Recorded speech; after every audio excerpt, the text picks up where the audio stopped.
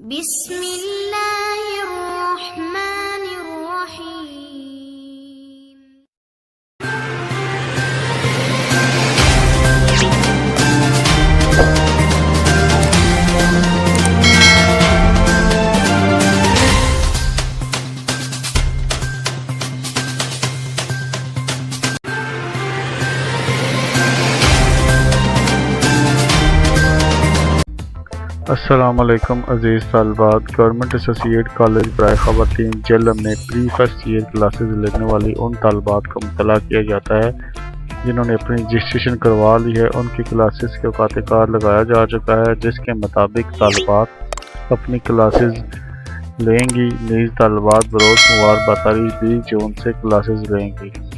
Regular classes ना लेने वाली तालिबात की रजिस्ट्रेशन मनसूख कर दी जाएगी। बहुक्म प्रिंसिपल साहिबा, गवर्नमेंट एसोसिएट कॉलेज बराए ख़वातीन जहलम।